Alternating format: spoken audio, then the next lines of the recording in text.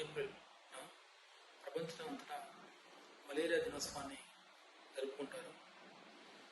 Malaria వ్యాధి అనేది female Anopheles mosquito కుట్టడం ద్వారా ఈ వ్యాధి అనేది సోకుతూ ఉంటుంది. ముఖ్యంగా ఇవి 4 రకాలు ఉంటాయి. ప్లాస్మోడియం వైవాక్స్, ప్లాస్మోడియం ఫాల్సిఫెరా, ప్లాస్మోడియం ఒవేల్ మరియు ప్లాస్మోడియం మలేరియా. ఎక్కువగా ఈ యొక్క ఎనాఫిలస్ రోగం అనేది స్టాగ్నేట్ అయినటువంటి వాటర్లో పెరుగుతూ ఉంటాయి. ప్రతి ఒక్క మస్కిటోకి 4 దశలు ఉంటాయి. ఎగ్స్, తర్వాత లార్వల్, ప్యూపా మరియు అడల్ట్ స్టేజ్ అని ఉంటాయి. ఈ యొక్క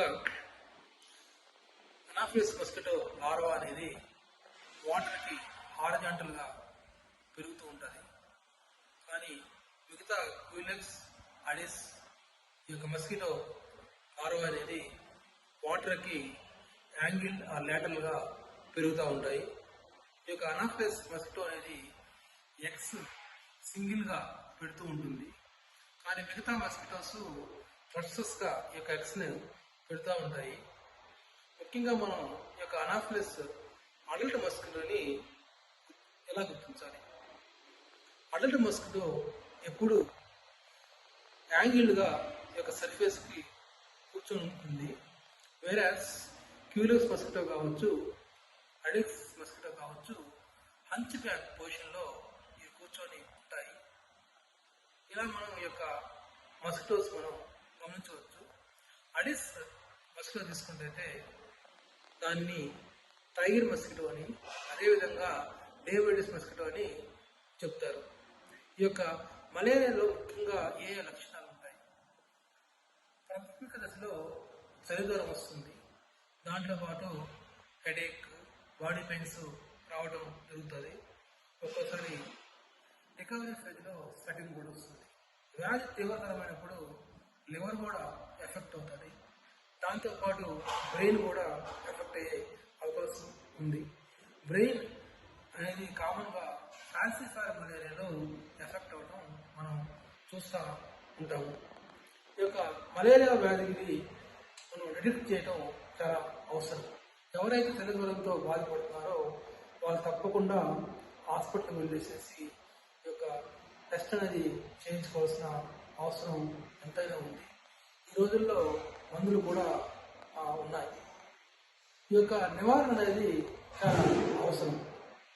మన ఇంటి చుట్టుపక్కల, అదేవిధంగా పరిసర ప్రాంతాల్లో ఎక్కడైతే వాటర్ ఎక్కువగా నిల్వ అవుతుందో అక్కడి నుంచి తొలగించాల్సిన అవసరం ఎంతైనా ఉంది. అదేవిధంగా ఈ యొక్క ప్యారిస్ గ్రీన్ అని ఒకటి వస్తుంది. అది కూడా ఇలాంటి చల్లినట్టయితే ఇక లార్వల్ గ్రోత్ అనేది నిషేధించడం జరుగుతుంది.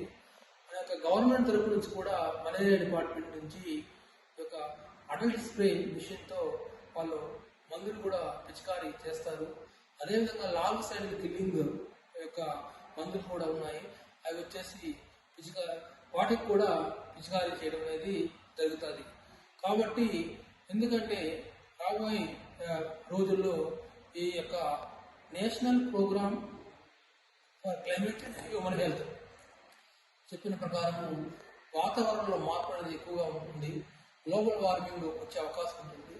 ఈ యొక్క గ్లోబల్ వార్మింగ్ అయినప్పుడు ఏమవుతుందంటే ఈ యొక్క మస్కిటో యొక్క లైఫ్ సైకిల్ ఏదైతే ఉందో, రిప్రొడక్టివ్ సైకిల్ ఏదైతే ఉందో, ఎక్కువ రోజులు కాకుండా తక్కువ రోజుల్లోనే ఎక్కువ మస్కిటోలస్ అనేవి ప్రొడక్షన్ అనేది జరిగేసేసి ఎక్కువగా మనకి బయట అనేది జరుగుతుంది.